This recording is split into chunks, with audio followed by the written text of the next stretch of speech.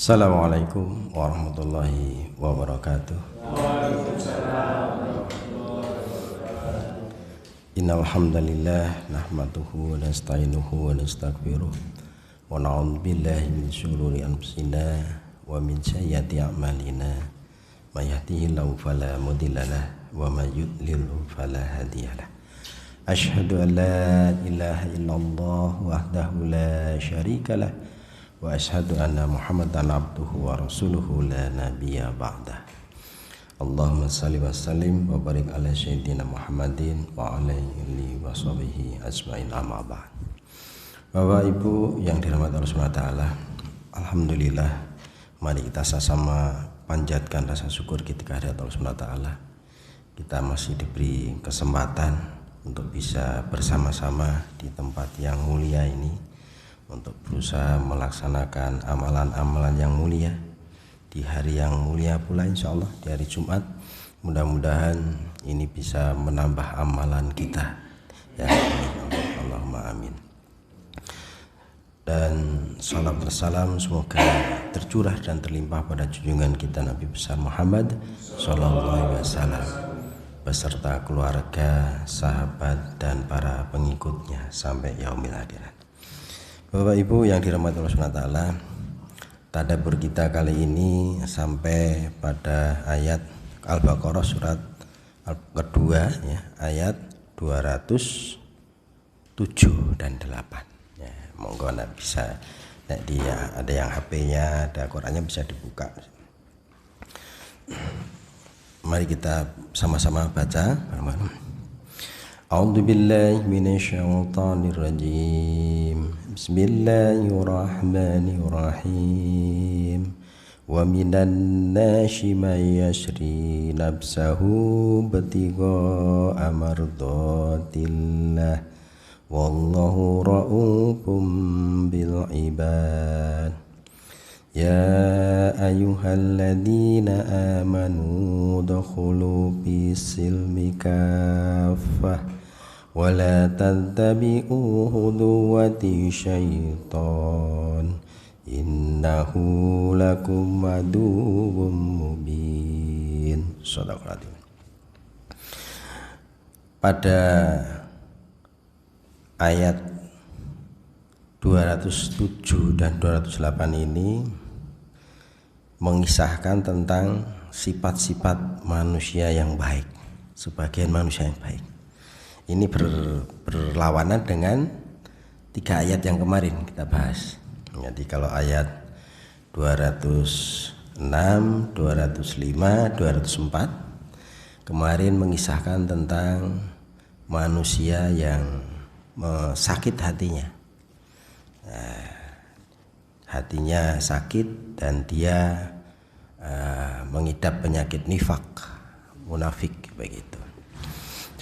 Kalau ini sebaliknya begitu. Ini barangkali ini menjadi gambaran buat kita, kira-kira kita ini mencocok-cocokkan, cenderung kemana, dan tentu kemudian kita akan memilih yang belakangan ini ya begitu. Ini. Jadi kalau 3 ayat yang kemarin itu menyatakan bahwa ada sebagian manusia yang dia dari sisi tampilannya begitu mengagumkan, begitu memukau, termasuk ucapan-ucapannya gitu ya. Sehingga orang bisa terlena ya kan, kemudian terlena, kemudian bisa percaya begitu saja begitu. Dan tapi tujuannya tidak baik, karena dia untuk menutupi niat buruknya dan untuk bersiasat untuk kepentingannya gitu. Dan biasanya orang-orang yang seperti itu mayoriti dunia, urusannya adalah urusan dunia. Sesungguhnya komunikasi yang baik itu penting sebenarnya. Kenapa? Karena memang beberapa persoalan itu kadang-kadang bisa diselesaikan dengan komunikasi. Misalkan ada perselisihan, ada apa begitu, perselisihan antara suami istri itu, kemudian dia bisa berkomunikasi baik, bisa menjembatani, menengahi jadi baik gitu. Atau dalam suatu masyarakat yang besar yang begitu chaos itu, ribut, bertengkar begitu. Kemudian dia bisa dengan bahasanya yang bagus, retorikanya yang bagus, itu penting juga. Bisa kemudian menenangkan dan bisa menjadi solusi gitu.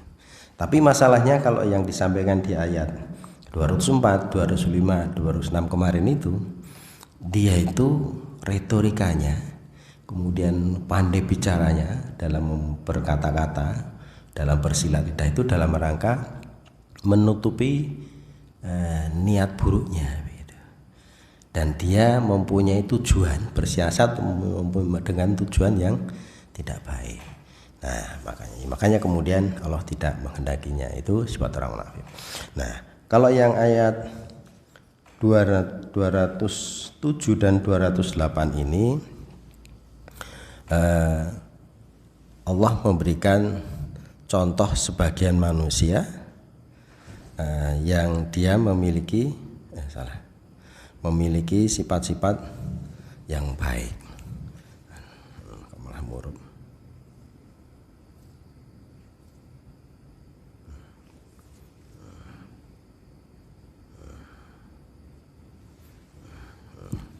Jadi mungkin diterjemahkan dulu ya, kita baca terjemahannya sederhana dulu, biar kemudian ada pandangan, wawasan yang sama. Wa minan nasi mayasri nafsahu tigo amartotillah. Wa minan nas, dan sebagian manusia, mayasri, dia telah menjual atau mengorbankan, mayasri. Nafsahu itu jiwanya. Nah, ibtighai mardatillah. Ibtigha itu dalam rangka mencari. Ibtigha mardatillah. Mardatillah itu adalah ridha Allah. Jadi ada sebagian manusia yang dia menjual jiwanya, nyawanya, gitu kan, untuk ditukarkan sesuatu yang dia ingin, yaitu adalah ridha Allah gitu. Ridha Allah, dia ingin mencari ridha Allah gitu. Wallahu, demi Allah, ra'ufum bil ibad, sesungguhnya Allah itu maha penyantun gitu. Dan kemudian ya ayyuhalladzina amanu, wahai orang-orang yang beriman, udkhulu bisilmi kafah, masuklah ke dalam Islam ini secara kafah, menyeluruh. Wala tattabi'u khudwati syaitan. Wala, dan janganlah tattabi'u, engkau mengikuti khudwat. Khudwat itu adalah langkah-langkah syaitan. Innahu, sesungguhnya langkah-langkah syaitan itu lakum, bagimu, aduwwum mubin. Adu itu musuh, mubin itu yang nyata. Nah, artinya langkah-langkah setan itu musuh nyata buat kalian, tidak boleh kita ikutin begitu. Nah, dua ayat ini ada sebabul nuzulnya, sesungguhnya adalah ayat yang memberikan pujian kepada seorang hamba yang dia rela menjual dirinya dan hartanya untuk mencari ridha Allah SWT. Berbeda dengan orang yang kemarin itu menjual agama untuk mendapatkan dunia, ya kebalik begitu.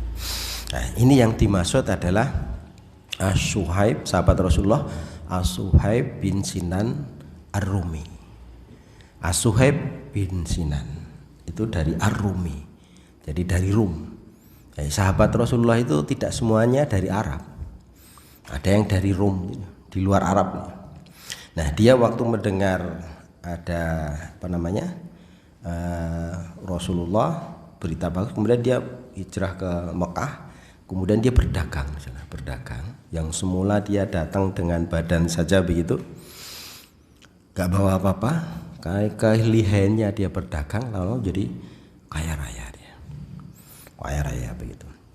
Maka kemudian dia menjadi seorang tokoh yang di situ, salah satu tokoh di Mekah karena kekayaannya begitu. Nah, pada saat kemudian Rasulullah mendapat tantangan, mau dikejar-kejar kafir Quraisy, mau dibunuh beserta pengikutnya, maka kemudian hijrah, perintah Allah hijrah ke Madinah. Nah, Suhaib ini ingin hijrah, ingin ikut bersama Rasulullah gitu. Tapi kemudian sama kafir Quraisy, orang-orang kafir Mekah di sana, ditentang, kemudian dia dipukuli, begitu, terus kemudian ini apa namanya, ya disiksa, bahkan kemudian saat kemudian mau hijrah itu dihalang-halangi. Nah, waktu itu apa namanya, orang kafir Quraisy, bahkan juga beberapa kerabatnya yang masih belum muslim begitu ikut menghalang-halangi. Nah, salam dalam ucapannya waktu menghalang-halangi itu, dia silahkan kalau mau pergi, tapi jangan bawa hartanya, begitu, kurang lebih begitu. Nah, ini ucapannya kurang lebih begini. Ya Suhaib, ataintana sughulkan. Ya, ataintana sughulukan. Nah, engkau datang kepada kami dulu itu dalam keadaan tidak apa-apa, dalam kondisi lemah dan miskin. Fakat saro malak indana. Nah, tapi sekarang engkau menjadi banyak hartamu, nah, setelah berada di tengah-tengah kami, begitu kan. Kemudian wabalagta mabalagta, kemudian kedudukanmu hingga saat ini terus meningkat begitu, sehingga kemudian apa namanya menjadi kaya raya, itu maksudnya, gitu kan. Summa turaduna an takhruju nafsaka wa malika. Nah, kemudian kamu menginginkan keluar membawa hartamu, gitu kan. Wallahi, demi Allah, la yakuna dzalika abada. Kemudian itu, maka demi Allah hal itu tidak akan terjadi. Artinya apa? Tidak dibiarkan begitu saja. Jadi di bahasanya Jawa dibeleh gitu ya.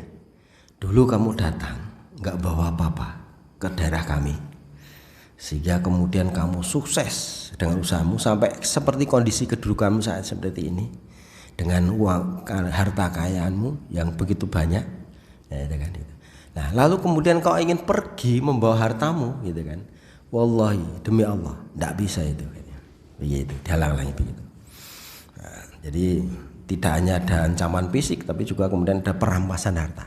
Begitu. Makanya kan kalau kemarin kita ada bilang di perang Badar itu harta rampasan perang, karena dirampas kemudian waktu itu diberi kesempatan Allah, silahkan tuh yang rampas harta kamu, cegat itu Abu Sufyan, gitu kan. Ini dirampas waktu itu. Tapi luar biasa jawaban daripada apa namanya Asy'aib tadi itu. Dia bilang kan gini, ara'aitum in ataitukum mali kuluhu, gitu kan. Bagaimana pendapat kalian jika aku berikan seluruh perhiasan dan hartaku kepada kalian, gitu kan. At-taquluna sabili wa tad'uni adhabu ila Rasulullah sallallahu alaihi wasallam. Apakah engkau akan membebaskan aku, memberikan jalanku dan membiarkan aku untuk menemui Rasulullah sallallahu alaihi wasallam, begitu. Jadi begitu ya.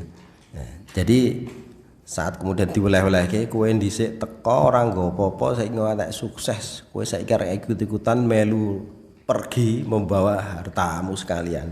Tidak bisa itu, gitu kan. Maka kemudian dia katakan, ya kalau seandainya kekayaanku, hartaku kau kasihkan kalian semua, apakah kau akan membiarkanku pergi, memberi jalan aku untuk ketemu Rasulullah, begitu. Akhirnya kemudian naam, akan diberikan, berbolehkan pergi, berangkat mengikuti hijrah Rasulullah, begitu. Nah, inilah yang kemudian dipuji sama Allah Subhanahu wa taala. Dipuji dengan tadi apa namanya? Dengan firman-Nya tadi itu, sehingga turun ayat tadi itu. Wa minan nasi mayastari. Nah, wa minan nasi, dan sebagian dari manusia yastari nafsahu, dia menjual dirinya ibtigha'i mardatillah, demi mencapai ridhonya Allah Subhanahu wa taala. Wallahu, demi Allah, raufum bil ibad, Allah Maha Penyantun, gitu. Artinya begitu. Allah ini menghibur, wahai Syuaib, engkau apa namanya dimusuhi seperti itu, enggak ada yang kasihan kepadamu, kau tidak hanya disakiti tapi dirampas hartamu, tapi kata Allah, wallahu, Allah raufum bil ibad, Allah Maha Penyantun. Tenang saja, gitu. Maha Pemberi, begitu kan. Nah inilah yang kemudian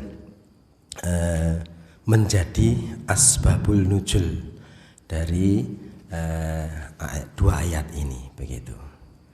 Nah, jadi ini menandakan bahwa tidak semua orang itu bisa dibeli, dibeli agamanya begitu.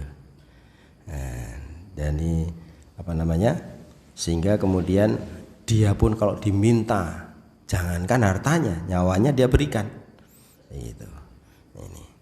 Nah, dia katakan si Syuaib kembali, bi'tsulakum jami'an mali li asdariya dini. Aku menjual semua hartaku kepadamu untuk membeli agamaku. Artinya dia tukar hartanya, bendanya silahkan ambil. Yang penting aku tetap berpegang pada agamaku. Begitu kan. Jangan kau larang aku pergi, kan begitu di sana. Nah ini, maka kemudian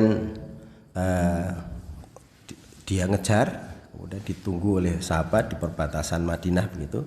Kemudian ketemu sama Abu Bakar begitu, dan Abu Bakar mengatakan, Rabbiha bai'un ya Syuaib, Rabbiha bai'un ya Syuaib begitu. Ya, engkau sesungguhnya melakukan perdagangan yang menguntungkan wahai Syuaib. Perdagangan kamu yang menguntungkan. Artinya apa?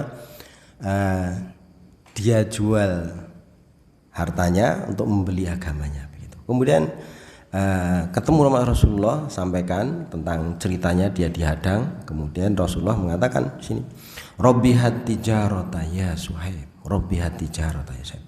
Sungguhlah perdagangan menguntungkan ya Syuaib. Perdagangan menguntungkan gitu. Artinya apa? Kalau kita menukar atau berjual beli dengan Allah SWT demi membela agamanya, maka sesungguhnya tidak ada yang rugi, kan begitu. Tidak ada yang rugi begitu. Maka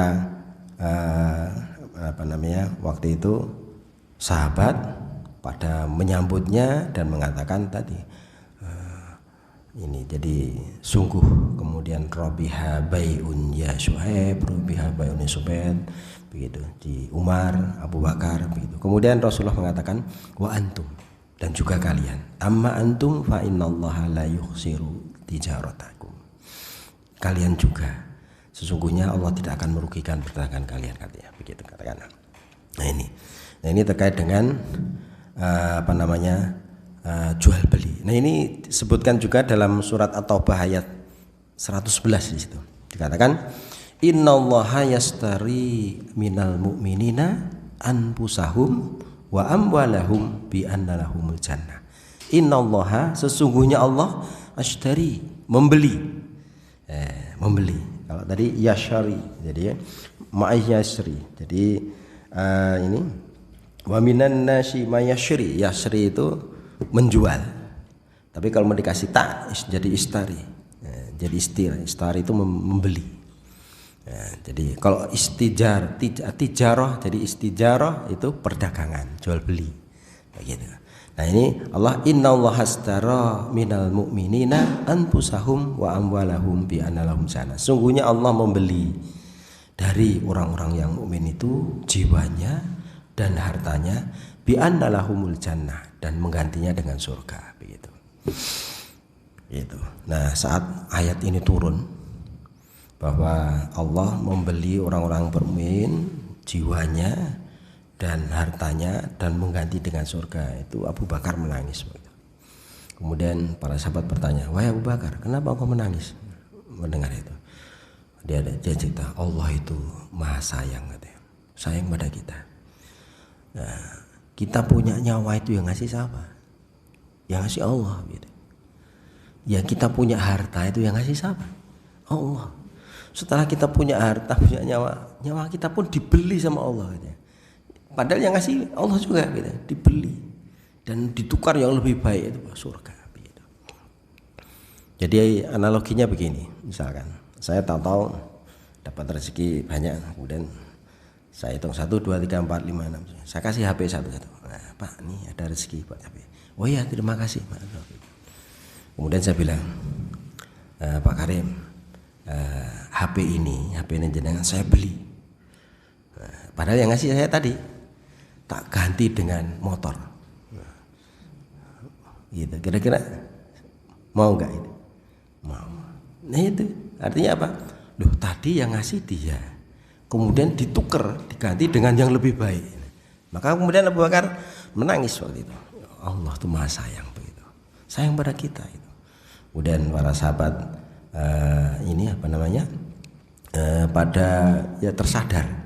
Jadi apa yang kemudian dia ini tangkap daripada Abu Bakar terhadap ayat ini begitu. Kemudian Rasulullah menyatakan innallaha azza wa jalla arhama bi ibadihi min hadihi bi waladiha.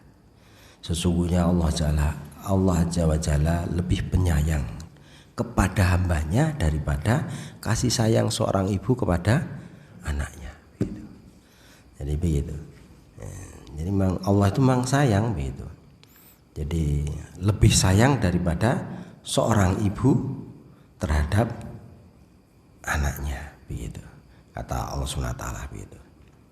Nah, kenapa? Ya tadi itu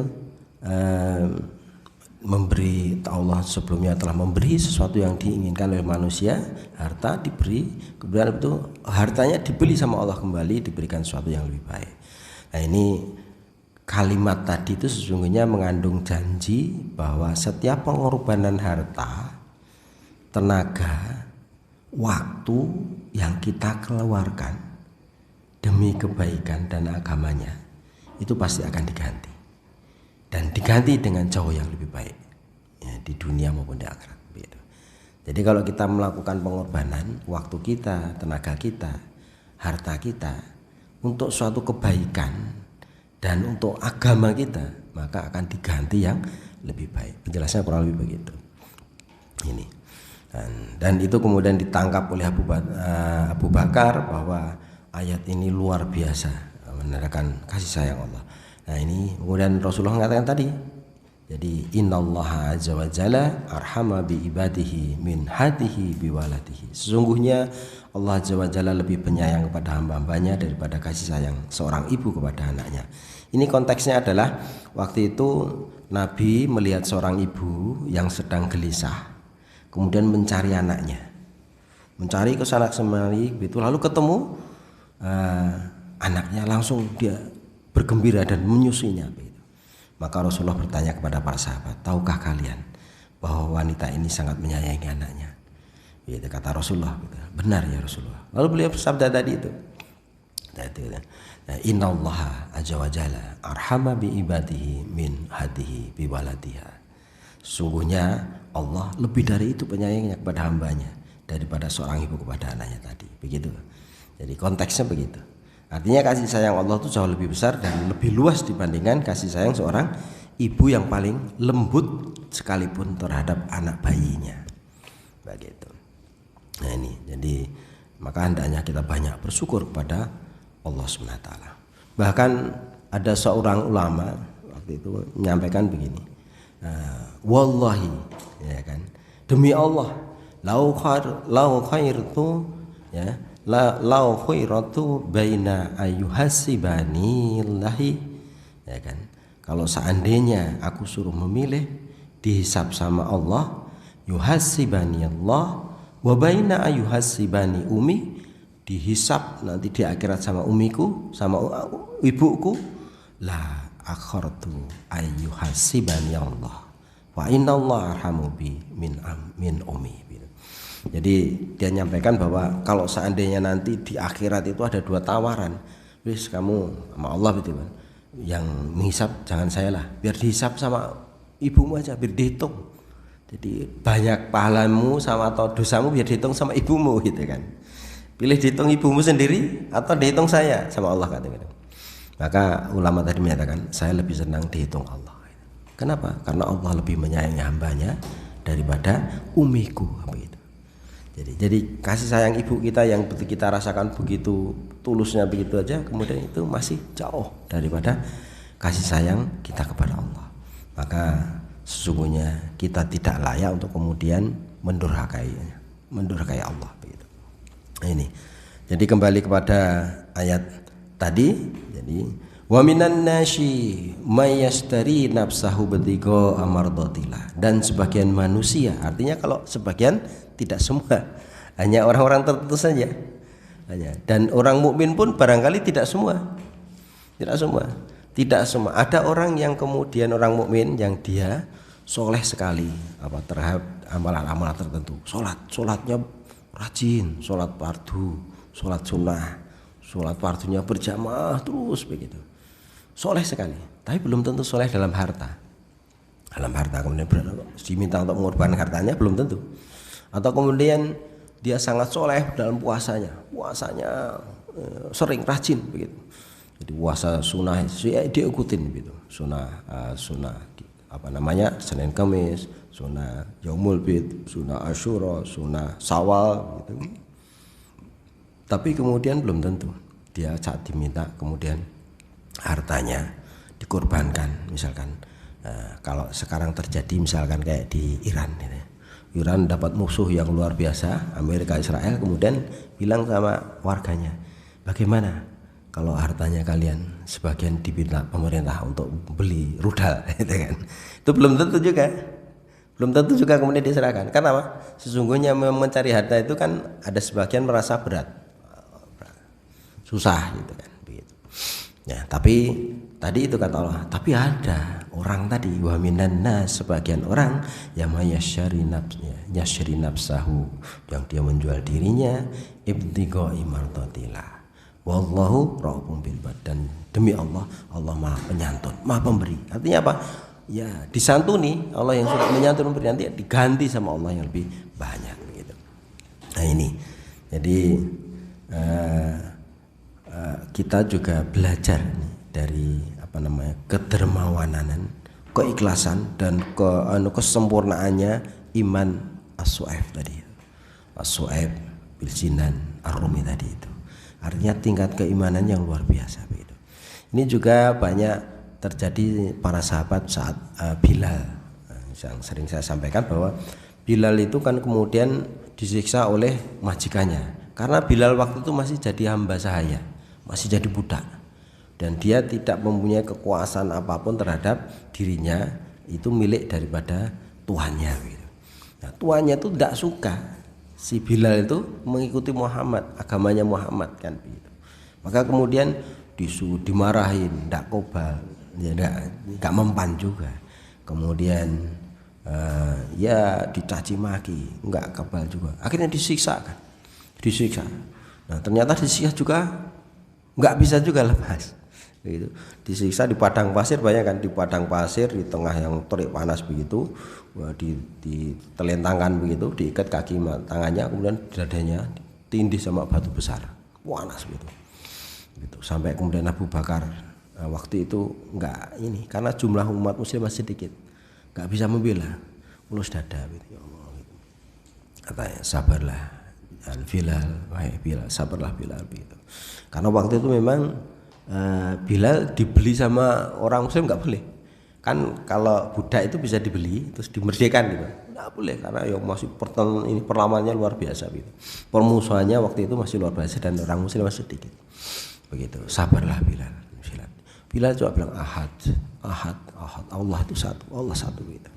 Kalau ada mengatakan Allah yang lain jumlahnya berapa, saya Allah itu satu gitu. Allah ahad gitu. Sampai akhirnya kemudian waktu itu dinegosiasi dengan kelihayannya negosiasi begitu, kemudian ya sama Abu Bakar ternyata diperbolehkan dibeli meskipun harganya dilipatkan mahal, artinya tidak wajar harganya. Silakan kalau kamu beli dengan harga sekian. Akhirnya kemudian dia menyebut berapa jumlahnya pun dituruti sama Abu Bakar, dibeli dan kemudian Bilal dibebaskan dari keperbudakan, dimerdekakan. Nah, begitu. Saat itulah kemudian Bilal menjadi muadzin. Jadi tukang adzan. Jadi tukang adzan yang luar biasa. Kebetulan budak hitam tapi suaranya bagus sekali. Biasanya orang-orang hitam ada tuh Afrika itu suaranya bagus-bagus. Penyanyi-penyanyi Indonesia kan bagus-bagus. Suaranya bagus begitu. Sehingga kemudian saat kemudian adzan itu ya orang nggak bisa ini digantikan. Dan seringkali kalau Rasulullah dalam perjalanan, setelah peperangan begitu capek itu bilang kan, Ya Bilal, arihni bis salat. Ya Allah, hiburlah kami dengan sholat, gitu kan. Nah, adzan, langsung diadzan. Begitu Bilal adzan itu langsung tentram, gitu, nyaman, gitu, mendengar adzan itu, karena bagusnya suaranya. Nah ini, jadi ternyata sebagian dari manusia, sebagian dari orang-orang mukmin itu mampu menjual dirinya, bahkan hartanya untuk sekedar mencari ridho Allah Ta'ala. Artinya apa? Bahwa sesungguhnya apapun diri kita, apapun prosesi kita, apapun keterampilan keahlian kita, sesungguhnya itu dipersilahkan sama Allah. Tapi ya upayakan untuk kemudian keterampilan kita, kemudian kecerdasan kita itu dipakai untuk mencari ridho Allah, gitu. Termasuk harta kita, kaya, silahkan. Allah itu tidak melarang umatnya kaya, silahkan kaya, tapi hendaknya kekayaannya untuk mencari ridho Allah, gitu. Itu yang penting. Makanya apapun yang aku punyai, apapun yang aku miliki, ya untuk mencari ridho Allah, begitu. Berkeluarga ya untuk mencari ridho Allah. Sekolah, ya, sekolah itu memang rata-rata orang mencari ilmu. Setelah ilmu nanti punya kepandian, keterampilan, dan dia harus dinilai, gitu kan. Dan keahliannya kemudian bisa mendatangkan kesejahteraan. Tapi ya sebelum itu sebaiknya diluruskan bahwa niatnya sekolah, niatnya kuliah untuk cari ridho Allah, gitu. Maka akan dapat dua-duanya. Kalau dulu kita sampaikan, kalau kita mencari akhirat, dunianya akan ikut. Kalau kita mencari dunia, akhiratnya nggak akan dapat, kan gitu. Kemarin saya analogikan, kalau kita minta mangkok itu, ya dikasih mangkok aja. Pak minta mangkok, nggak mungkin diminta mangkok langsung dikasih bakso, itu nggak mungkin. Kasih mangkok. Tapi kemudian kalau kita bakso, saya minta baksonya Bu. Nah, bakso sama mangkoknya, gitu. Begitu. Kenapa? Karena sesungguhnya inti dari bakso itu, ya ini baksonya bukan mangkoknya. Nah akhiratnya itu, nah kita minta akhiratnya baksonya, maka mangkoknya katut, gitu. Nah, demikian juga begitu kalau kita kemudian mau bekerja, mau kuliah, atau apapun usaha kita, niatkan, luruskan bahwa itu untuk li'ilali mardotillah, mencari ridha Allah. Insya Allah itu akan menguntungkan, perdagangan yang menguntungkan.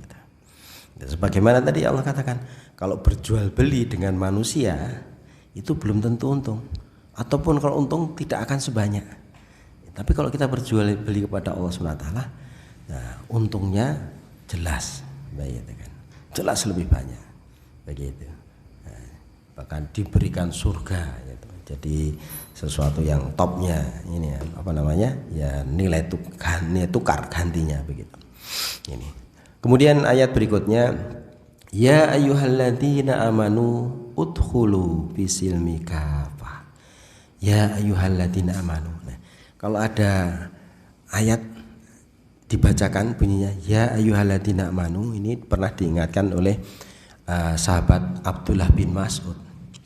Begini.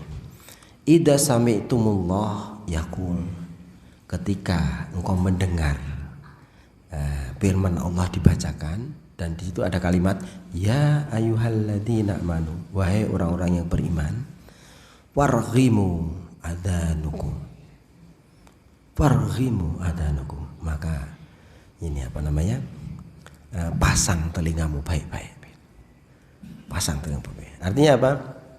Misalkan kalau dipanggil dengan lembut, Allah tuh kalau memanggilkan ya ayyuhannas, wahai manusia, gitu kan. Bukan ya ayyuhal kafirun, wahai orang kafir. Ya ayyuhalladzina amanu, itu panggilan yang luar biasa, gitu. Itu berarti ada sesuatu yang penting, gitu. Jadi ibaratnya kalau kita dapat telepon Bi, dari mana? Dari Pak Prabowo misalkan. Wih, orang hubungan atau presiden. Mungkin langsung ada apa? Tempelin telinganya kan, pasang telinga kan, gitu kan. Ya kan apa? Mesti ada sesuatu yang sangat penting kan, begitu. Gitu. Panggil. Oh ini ngapain urusannya Pak Presiden nggak nelpon, begitu kan. Begitu kalau Allah menyampaikan ya ayyuhalladzina amanu, begitu kata Ibnu Mas'ud, idza sami'tumullahu yaqul ya ayyuhalladzina amanu farghimu udhunakum fa innahu, maka sesungguhnya Allah ya'muru bil ma'ruf, pasti nanti ada sesuatu kebaikan yang akan diberikan, atau Allah akan menyuruh untuk melakukan kebaikan. Aw yanha 'anil munkar, atau Allah menyampaikan sesuatu yang dalam bentuk larangan. Allah melarang sesuatu, begitu. Ini artinya apa?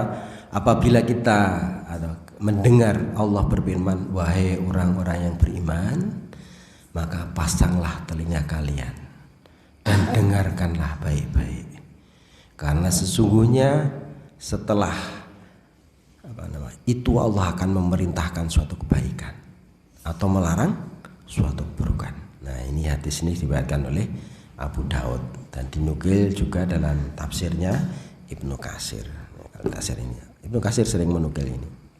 Ini jadi ayat ya ayyuhalladzina amanu. Di sini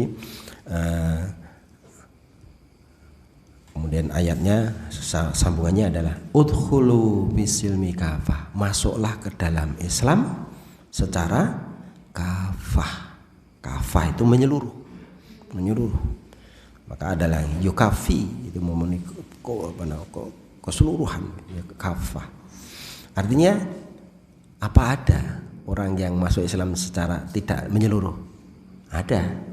Masuk Islam mungkin seperti gajah gitu, atau setengah saja gitu kan. Jadi, artinya apa? Masuknya Islam setengah-setengah, itu enggak menyeluruh gitu. Pilih-pilih begitu. Gitu. Jadi kalau punya akidah, ya akidahnya kafah. Allah ya yakini bahwa Allah itu ya la tusyrik, enggak boleh disekutukan gitu. Nah, bukan kemudian dia beribadah kepada Allah, yakin bahwa Allah itu Tuhanku, tapi juga masih menuhankan yang lain, enggak boleh. Itu namanya enggak kafah, masih setengah-setengah. Kemudian ibadah yang kafah ya beribadah lillah likmatillah. Jadi ibadah untuk meninggikan kepada Allah, limardotillah, untuk mencari ridha Allah, gitu. Bukan ibadah untuk yang lain-lain. Boleh saja misalkan kita sholat malam, ya Allah tolonglah bukakan lapang rezeki, tapi sesungguhnya itu adalah yang kedua. Yang pertama ridho, minta ridho Allah. Kalau Allah ridho, rezeki akan diberi, kan begitu. Tapi kalau kemudian kita hanya rezeki saja yang diminta, makanya kemarin ayat yang kemarin kita sampaikan itu di ayat yang sebelumnya, bahwa ada orang yang berdoa hanya minta dunia saja, begitu. Ya, dia dikasih, tapi kemudian tidak ada bagian untuk di akhirat nanti, begitu. Sampai Allah kemudian mengajari kita, kalau minta sama Allah, berdoa sama Allah, jangan hanya minta dunia, tapi mintalah juga akhirat dan minta dijauhkan dari siksa api neraka, kan begitu kemarin di ayat-ayat 190 berapa itu di situ. Ini makanya kemudian pentingnya kemudian kita secara total masuk Islam, begitu. Nah, jadi akidahnya kafah, menyeluruh, ya tidak bisa. Ini totalitas. Allah ya Allah, begitu. Allah itu satu, nggak bisa dibanding-bandingkan dengan lain, begitu. Kemudian ibadah juga begitu. Kemudian akhlaknya juga begitu. Akhlaknya, jadi tidak bisa hanya akidahnya baik, ibadahnya baik, akhlaknya sampai naik dia, tidak boleh. Tidak boleh. Pilih-pilih. Orang ibadahnya rajin, tapi korupsinya juga rajin, tidak boleh. Itu enggak kafah, begitu kan? Kemudian ibadahnya bagus, kemudian akidahnya kuat, bagus, kemudian sama tetangga enggak baik, akhlaknya jelek, juga enggak boleh. Itu enggak kafah. Dalam bermuamalah masih menipu orang, itu juga enggak boleh. Artinya kalau Islam sekalian dia, Islam itu ya baik akidahnya, baik amalannya, ibadahnya, maupun kemudian muamalahnya, akhlaknya juga begitu. Itu namanya kafah di situ. Ya ayyuhalladzina amanu udkhulu bisilmi kafah wala tattabi'u khutuwati syaitan. Janganlah kalian mengikuti tattabi'u khutuwati syaitan, mengikuti langkah-langkah syaitan. Kira-kira apa bedanya langkah-langkah setan sama mengikuti setan? Kamu jangan mengikuti setan, gitu kan? Kamu jangan mengikuti langkah-langkah setan. Bedanya apa? Jadi kalau mengikuti setan itu ya langsung diikuti gitu. Setan nyuruh bunuh dia, langsung spontan karena emosi temperamen langsung bunuh ya, itu langsung ikuti setan. Tapi kalau setan menggoda orang yang punya keimanan itu biasanya langkahnya pelan-pelan, godanya pelan-pelan sampai terkait tujuannya. Nah ini jadi langkah baik langkah gitu lah. Maka jangan ikuti langkah setan. Ada dikisahkan ada waktu itu ada seorang bersaudara tiga bersaudara, 2 laki-laki 1 perempuan. Dia sedang perjalanan jauh. Nah di tengah perjalanan tadi baru dapat setengah-setengah itu adiknya yang perempuan tadi nggak kuat meneruskan, apapun dipaksa-paksa nggak bisa. Masaku pasrah nggak bisa teruskan. Maka kemudian laki-laki tadi saudaranya tadi berembuk, gimana kalau kita titipkan adik kita ini? Nah, titipkan sama apa bahaya sini? Cari orang yang soleh sini. Maka dia cari siapa orang soleh di kampung sini. Akhirnya waktu itu ketemu orang Bani Israel, pendeta Nasrani tapi soleh. Jadi pendeta Nasrani itu ada yang soleh juga. Tapi zaman Nabi Isa, ya Nabi Isa itu ada yang soleh. Dan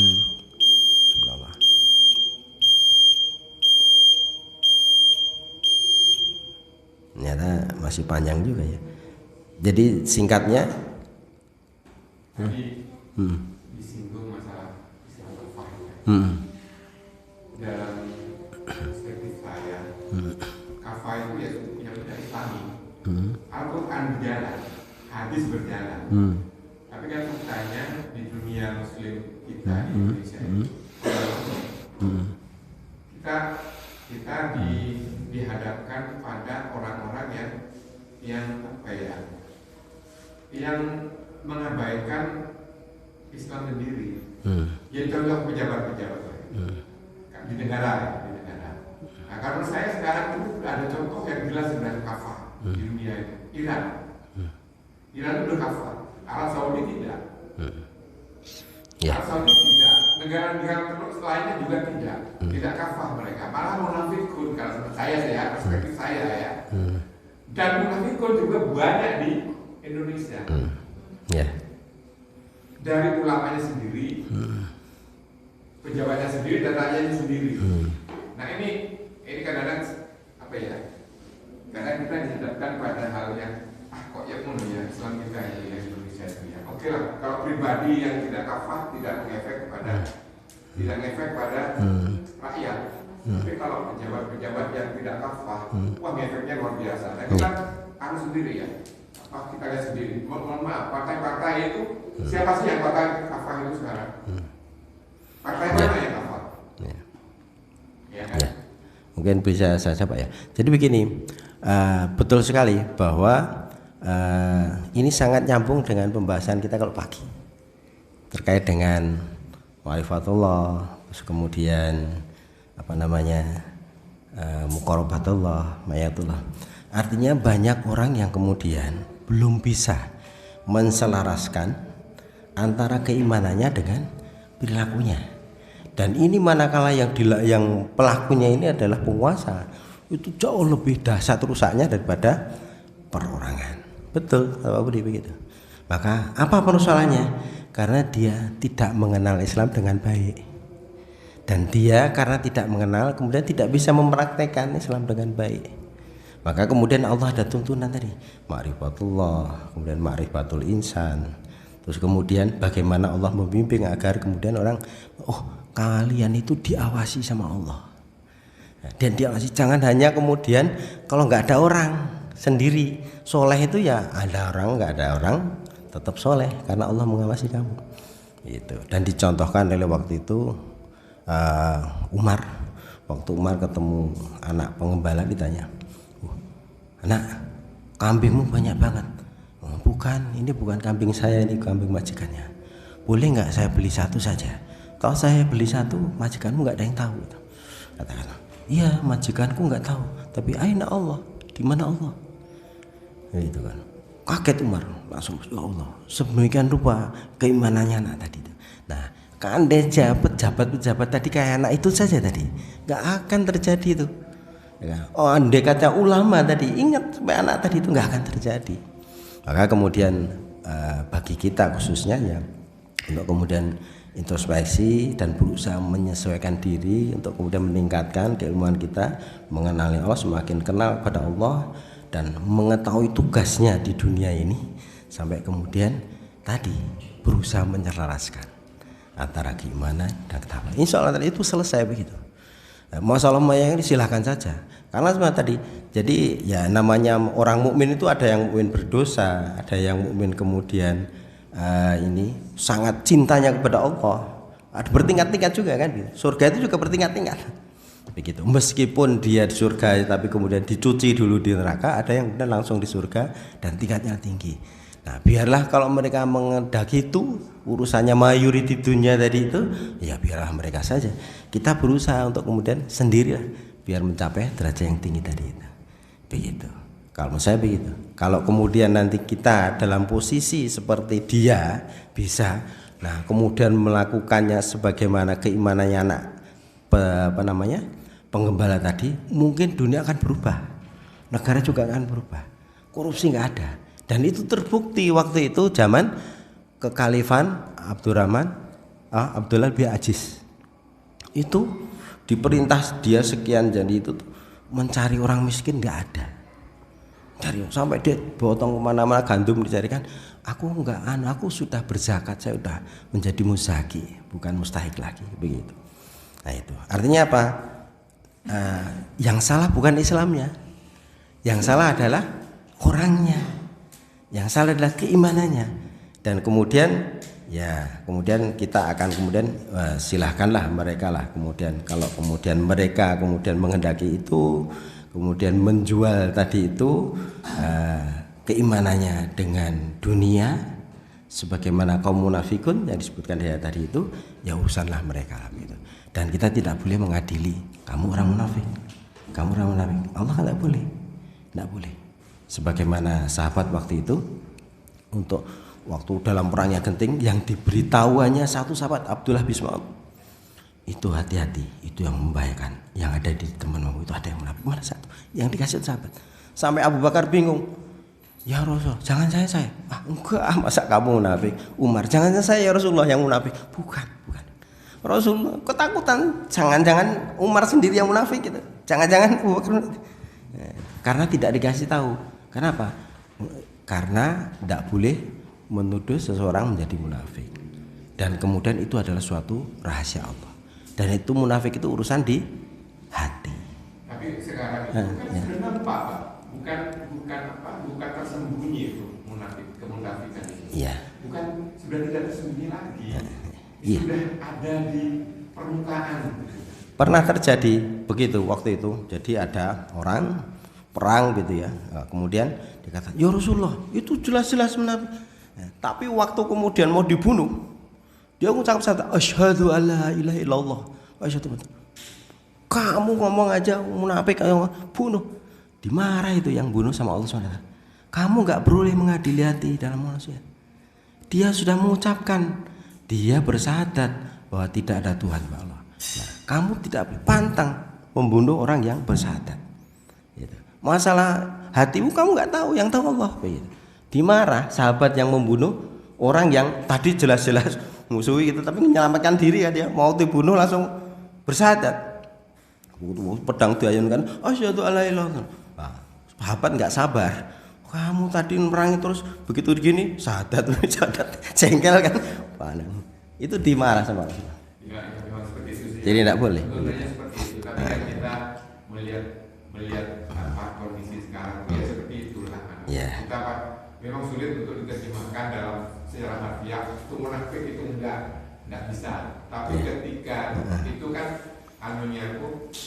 outputnya itu kan regulasi. Iya. Jadi output dari kemunafikan itu regulasi. Iya betul. Jadi kita memang kemudian hanya boleh kemudian menasihati dan juga kemudian mencegah agar kemudian tidak membuat kerusakan. Nanti sebagaimana ayat yang kemarin di 204 katakanlah ada orang nabi itu kalau dikatakan kamu membuat kerusakan di bumi, malah kemudian dia bangkit langsung dengan kesombongannya kemudian buat saya itu. Ya seperti itu. Tapi kemudian kita tidak kuasa untuk itu, hanya boleh menasihatinya dan boleh membatasi kekuasaan dia. Kalau memang kita tahu bahwa itu tidak punya sifat tidak baik, apalagi dia dipilih pemimpin, jangan piye carane supaya daerah jadi pemimpin. Ngerti nek orangnya munafik kayak gitu, ya dipilih juga ya salahnya itu. Nah, piye carane besok nek dia menjalurkan ora jadi. Nah, itu jihadnya di situ. Biar kemudian tidak membuat kerusakan di dunia. Nah, itu upaya kita begitu. Nah, selebihnya kita serahkan pada Allah Subhanahu wa taala. Demikian itu. Barakallahu fikum. Assalamualaikum warahmatullahi wabarakatuh.